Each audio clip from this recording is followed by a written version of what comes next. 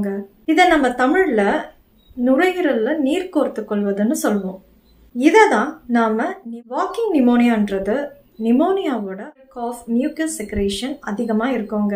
So இதுக்கு bed rest தேவைப்படும். ஆனா வாக்கிங் நிமோனியால இந்த அதிகமா பாதிக்கப்படுறாங்கன்னு பார்க்கலாம். 2 வயது அதுக்கும் கீழே இருக்கிற ரீசெண்டா வாக்கிங் நிமோனியா அளவுக்கு அதிகமா பரவுறதா டாக்டர்ஸ் வார்ன் பண்றாங்க. இந்த வாக்கிங் நிமோனியா பத்தி இந்த வீடியோல டீட்டெயிலா பார்க்கலாம். அதுக்கு முன்னாடி நம்ம சேனல் சப்ஸ்கிரைப் பண்ணாம இருந்தீங்கன்னா சேனல் சப்ஸ்கிரைப் பண்ணிட்டு பெல் ஐகான் பிரஸ் பண்ணிக்கோங்க. நான் வீடியோஸ் அப்லோட் பண்ணதும் உங்களுக்கு நோட்டிஃபிகேஷன் வரும்.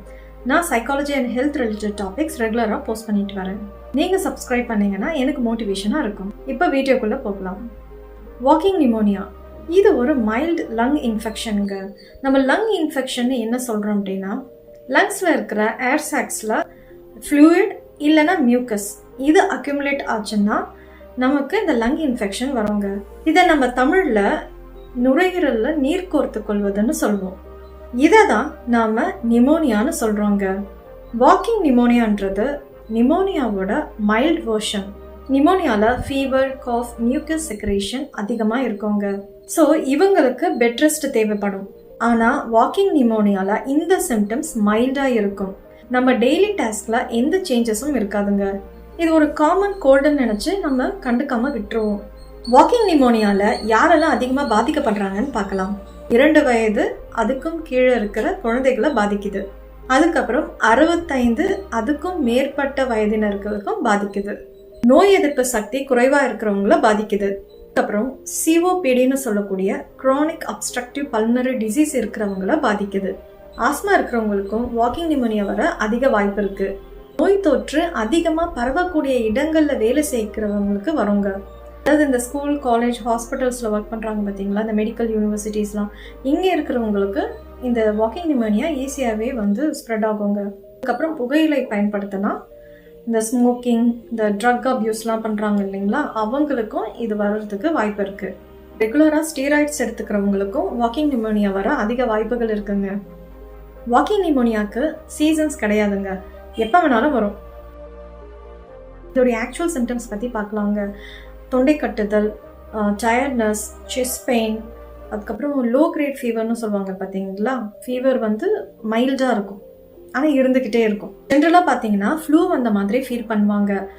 ஆனால் இந்த ஃபீலிங் 7 to 10 டேஸ்க்கு மேலே இருந்துச்சுன்னா அது வாக்கிங் நிமோனியாவாக இருக்கலாம். காசஸ் பார்த்தீங்க அப்படின்னா பாக்டீரியா, வைரஸ், அதுக்கப்புறம் மோல்டுன்னு சொல்லக்கூடிய அந்த அதனால வரும். பாக்டீரியாவில் மைக்கோபிளாஸ்மா நிமோனியான்ற பாக்டீரியா தாங்க இந்த வாக்கிங் நிமோனியாவுக்கு முக்கிய காரணம். இந்த நோய் மற்றவர்களுக்கும் பரவக்கூடியது. பாதிக்கப்பட்டவங்க 2 to 4 வாரம் வரைக்கும் மற்றவர்களுக்கு இந்த நோயை பரப்புவாங்க. இந்த டைம்ல இவங்களுக்கு வாக்கிங் நிமோனியா இருக்குன்னு இவங்களுக்கு தெரியாது. இதுக்கு என்னெல்லாம் ட்ரீட்மெண்ட் இருக்குன்னு பார்க்கலாம். இந்த வாக்கிங் நிமோனியா கண்டுபிடிக்க செஸ்ட் எக்ஸ்ரே எடுக்க சொல்லுவாங்க. அதுக்கப்புறம் மியூக்கஸ் சாம்பிளை டெஸ்ட்டுக்கு அனுப்புவாங்க. Next blood test. நிமோனியாக்கான காரணத்தை கண்டுபிடிச்சி அதுக்கான ட்ரீட்மெண்ட்டை கொடுப்பாங்க. பாக்டீரியானால வந்திருந்தா ஆன்டிபயோட்டிக்ஸ் ப்ரிஸ்கிரைப் பண்ணுவாங்க. வைரஸ்னால வந்திருந்தா அதுவே சரியாகிற வரைக்கும் ரெஸ்ட்ல இருக்கணும். அதோடைய சிம்டம்ஸை மேனேஜ் பண்ணுறதுக்கு மெடிசன்ஸ் ப்ரிஸ்கிரைப் பண்ணுவாங்க. இது யூஸ்வலாக 4 to 6 வீக்ஸ் இருக்குங்க. சம்டைம்ஸ் நம்ம கண்டுக்காம ட்ரீட்மெண்ட் எடுக்காம விட்டுட்டோம் அப்படின்னா லங் காம்ப்ளிகேஷன்ஸில் கொண்டு போய் விட்டுரும். இன்னைக்கு வீடியோவில் வாக்கிங் நிமோனியா பற்றி டீட்டெயிலாக பார்த்தோம். இந்த வீடியோ உங்களுக்கு பிடிச்சிருந்ததுன்னா லைக் பண்ணுங்க, உங்கள் ஃப்ரெண்ட்ஸ்க்கும் ஷேர் பண்ணுங்க. இந்த மாதிரி ஹெல்த் ரிலேட்டட் டாபிக்ஸ் உங்களுக்கு தெரிஞ்சுக்கணும்னா காமெண்ட்ல மென்ஷன் பண்ணுங்க. வேற ஒரு டாபிக்ல நெக்ஸ்ட் வீடியோவில் பார்க்கலாம். நன்றி.